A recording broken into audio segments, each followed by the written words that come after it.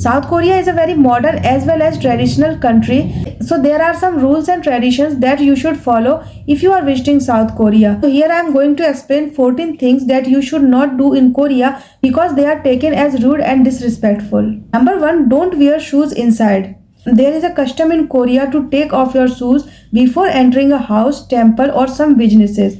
If you go there, try to find a shoe rack and see if others are taking their shoes off or not.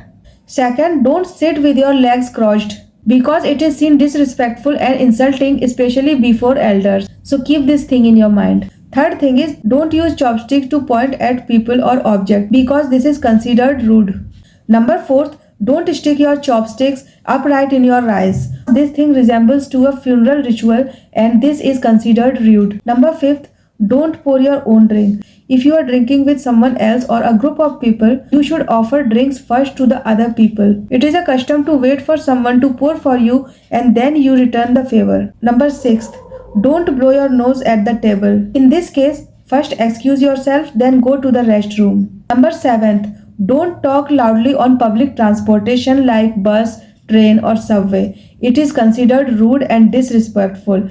And this is also a thing that you should follow everywhere you go because making loud noises on public transportation is not good for anyone, whether you are in South Korea or in other country. So keep this thing in mind. Number 8, don't touch someone who is older than you without their permission. Number 9, don't write someone's name in red ink. As we know that South Korea is a very traditional country, so there are a lot of superstitions in South Korea. So if you write someone's name in red ink, it is considered as bad luck or it is associated with death. Traditionally, red ink was used to write the names of the deceased people on family registers and funeral banners. And not only this, red color is seen as the color that can repel evil spirits, but in this context, it is believed to attract them instead. Number 10, don't give tips. In Korea, good service is considered as a standard part of the dining experience and the cost of the service is already included in the prices. Offering a tip can sometimes be taken as suggesting that the service staff are not being paid fairly for their work. Korean culture places a strong emphasis on respect and humility. Tipping can be seen as the unnecessary or even inappropriate gesture. So when you're in South Korea, you don't need to be worried about calculating the tip or feeling obligated to leave some extra cash. Instead of doing that, you can express your gratitude just by a sincere kamsahamnida. Number 11. Don't wear revealing clothes if you are visiting temples or some sacred places in South Korea. While there are not strict rules like in some other cultures, but it is generally a good idea to avoid revealing clothes because temples are a place of worship and spiritual significance. Dressing modestly shows that you understand and respect the culture and religious importance of the place. Number 12. Don't get surprised if Korean people ask about your age.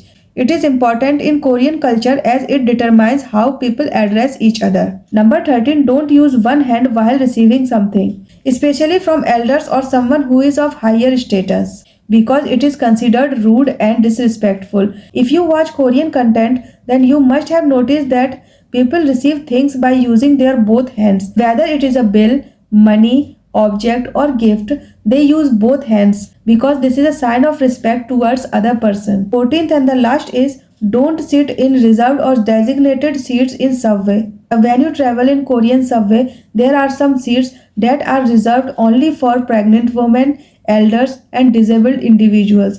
So you should not sit in those seats even though they are empty. So I have explained all the 14 things that you should not do in South Korea because there are some rules and customs that we should follow as a traveler, and it is also a way of showing respect to the culture and tradition of South Korea. So when you visit South Korea, try to focus on these things that I have explained in this video.